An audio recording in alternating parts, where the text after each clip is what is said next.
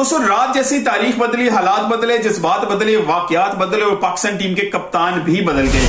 बाबर आजम जो कि पाकिस्तान की व्हाइट बॉल के T20 और ओडीआई के कैप्टन है, उन्होंने रिजाइन कर दिया। एक उन्होंने सोशल मीडिया के ऊपर पैगाम लिखा और वहां पर अपना रेजिग्नेशन जो है ना वो डिस्प्ले कर दिया।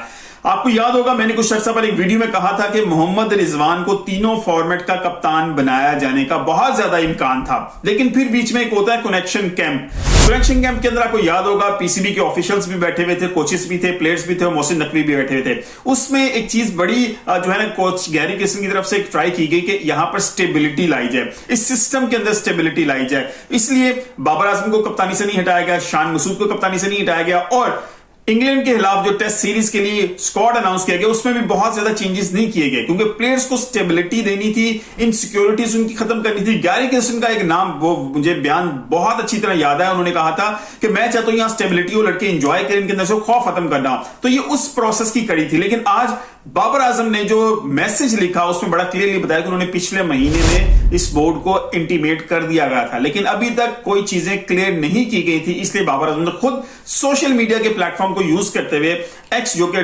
फॉर्मली ट्विटर जो ट्विटर के नाम से फेमस था, उस पर अपना मैसेज दिया। फिर फेसबुक पे भी उनका मैसेज आया कि उन्होंने बताया कि मैं रिजाइन कर रहा हूं एज ए कैप्टन और मैं एंजॉय करना चाह रहा हूं एज ए बैट्समैन, अपने आप को टाइम देना चाह रहा हूं, अपनी बैटिंग स्किल्स को इंप्रूव करना चाह रहा हूं, क्योंकि बाबर आजम 2023 से ऑनवर्ड्स आप नोट करें उनकी परफॉर्मेंसेस स्टिल डिक्लाइन का शिकार है। किसी भी फॉर्मेट के अंदर बात कीजिए, T20, ओडीआई या टेस्ट की, हर जगह डिक्लाइन का शिकार है। लेकिन अब बात यह आती है कि बाबर आजम ने फैसला ठीक किया है और क्या वक्त ठीक था, क्योंकि अभी दो चीजों की उन पे जो है ना बातें हो रही है। एक तनकीद ये हो रही है कि फैसला ठीक था लेकिन टाइम ठीक नहीं था। अब जो फैसला ठीक करने वाले हैं, कहने वाले उनमें भी दो लोग शामिल हैं। एक तो वो जर्नलिस्ट या वो लोग शामिल हैं जिनकी सीट के नीचे आग थी, जो सीट पे बैठ नहीं पा रहे थे बाबर आजम के खिलाफ बात करते हुए। दूसरे वो लोग हैं जो वाकई बाबर आजम का भला चाहते थे, क्योंकि बाबर आजम एक एडेड प्रेशर के साथ कप्तानी कर रहे थे, जबकि 2023 में उनसे कप्तानी छुड़वाई गई और उन्होंने खुद छोड़ी। दोनों चीजें थी, क्योंकि तीनों फॉर्मेट के कप्तान थे और कुछ में उनसे छुड़वाई और कुछ पे फिर उन्होंने खुद छोड़ा। तो उसके बाद दोबारा उनको कप्तानी जब व्हाइट बॉल की दी गई, ये एक बड़ा मिस्टेक थी जो बाबर आजम को नहीं करनी चाहिए थी, जिस पर कहा जाता है कि पीसीबी का भी प्रेशर था। मोहसिन नकवी चाहते थे कि एक फेमस फैसला किया जाए और अपनी सीट के लिए प्रॉपर एक अपनी जो है ना ग्रिप बेहतर की जाए, एक फेमस जो है ना कहा जाता है ना कि एक बहुत फेमस फैसले किए जाए, फेवरेबल हो, सूदबंद हो या ना हो, लेकिन एक फेमस फैसला किया जाए। उस वक्त जो राय थी ज्यादा कि बाबर आजम के साथ ज्यादती हुई, इनको कप्तान बनाया जाए। उसके साथ साथ बाबर आजम की फैमिली भी इंक्लूड थी, उनके फादर का भी बयान आया था जब उन्होंने कप्तानी ली थी। तो इट वाज अ म्यूचुअल जो है ना डिसीजन पीसीबी की तरफ से, उनकी फैमिली की तरफ से, उनका जो उनको राय जो दी गई उसके बाद उन्होंने कप्तानी को एक्सेप्ट किया, जिसके बाद इस टीम के अंदर ज्यादा बवंडर आए।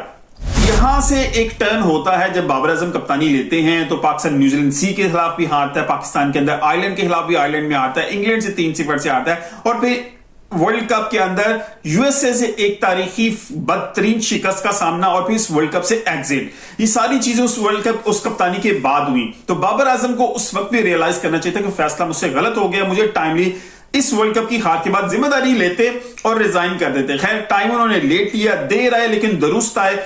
अब उन्होंने जो फैसला लिया है, अब कुछ लोग जो ये कह रहे हैं कि ये टाइम दुरुस्त नहीं था, जिसमें अब्दुल माजिद भट्टी साहब जो स्पोर्ट्स एनालिस्ट हैं, मुझे उनकी बात सोच के समझ नहीं है कि क्यों टाइम दुरुस्त नहीं था। इस वजह से कि जब उन्होंने फैसला किया है ट्विटर पे, जब उन्होंने पोस्ट किया उसके बाद 3 घंटे के बाद इंग्लैंड टीम टेस्ट सीरीज के लिए पाकिस्तान पहुंची है, लेकिन उसका इससे कोई ताल्लुक नहीं है। मेरे ख्याल से यह बेहतरीन टाइम था कि उन्होंने अपने ऊपर से जो व्हाइट बॉल की कप्तानी का जो एक्स्ट्रा एडेड प्रेशर था वो बिल्कुल रिमूव कर दिया। वो दुनिया को दिखा दिया भाई अब मैं एज ए प्लेयर हूं and I will play as a player, और मैं अपनी बैटिंग के ऊपर जो है ना फोकस करूंगा, क्योंकि मुझे अब जो टास्क मेरे होने चाहिए वो पाकिस्तान को जितवाना है। गैरी किशन अगर ये काम कर देते हैं कि बाबर आजम के अंदर से ये खौफ निकल जाता है, क्योंकि बाबर आजम की 2 प्रॉब्लम्स रही हैं। एक तो वो कप्तानी बहुत आउटक्लास कैप्टन नहीं रहे, ये हमें हर बंदे को पता है कि कोई बहुत आउटक्लास कप्तान नहीं थे, कुछ उनके फैसले इतने आउटक्लास नहीं थे, वो नजर आता था, आम प्लेयर्स को भी नजर आता था यार ये जहां पर बाबर आजम मिस्टेक कर रहे हैं। बहुत से ऐसे फैसले थे T20 वर्ल्ड कप के अंदर जो आखिरी ओवर नवाज को करवा देना, ओवर्स मैनेज नहीं होना, फिर ओडी वर्ल्ड कप के अंदर जहां इफ्तिखार अहमद बहुत ज्यादा डोमिनेट कर रहे थे उनसे ओवर्स ना करवाना, फिर वहां पर इब्रार अहमद मौजूद होते हुए भी उनको इंक्लूड ना करना टीम में। स्टबर्न काइंड ऑफ उनका एटीट्यूड जरूर रहा है।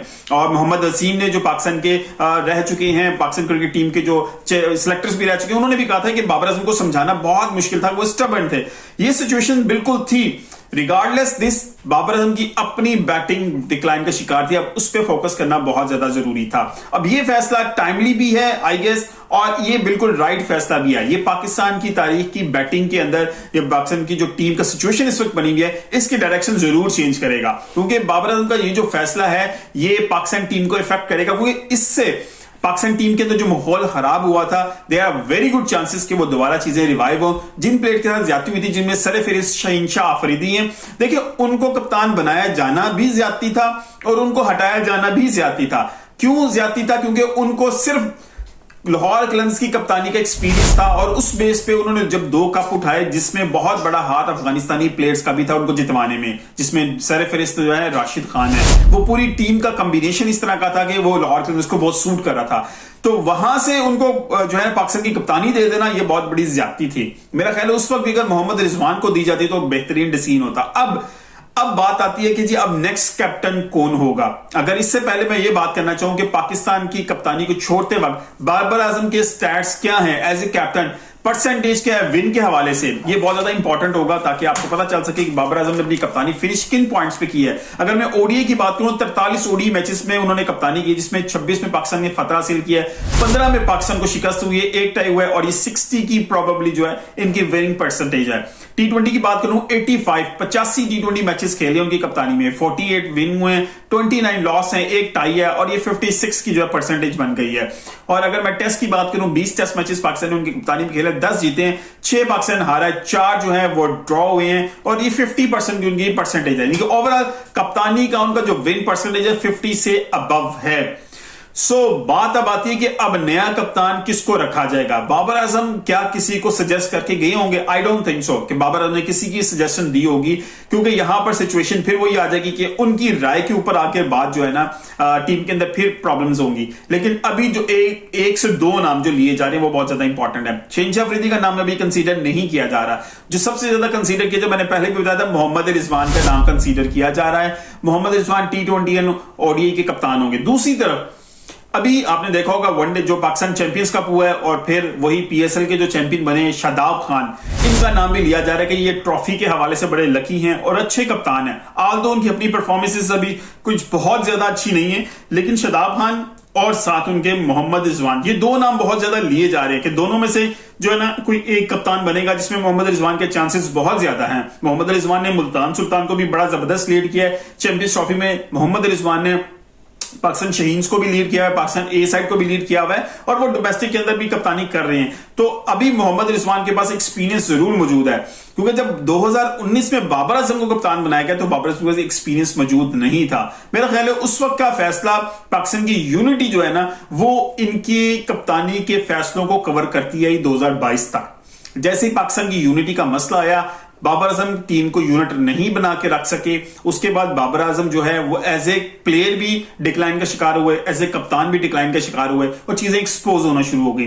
अब पाकिस्तान की टीम को दोबारा यूनिटी की जो है वो अब दोबारा पाकिस्तान को यूनिटी की जरूरत है, जिस वजह से पाकिस्तान दोबारा राइज कर सकती है। अब नए कप्तान जो भी अनाउंस होंगे, क्या वो ये कर पाएंगे, ये उनके दर पे होगा कि वो इस टीम को किस तरह लेके चलेंगे। He will try his best कि पाकिस्तान टीम से बेस्ट परफॉर्म करवाया जाए, क्योंकि अब जो कोचेज होंगे वो गैरी किस्टन और जेसन गिलेस्पी होंगे। मिलते हैं अगली किसी वीडियो के साथ, अपना ख्याल रखिएगा। अल्लाह हाफिज।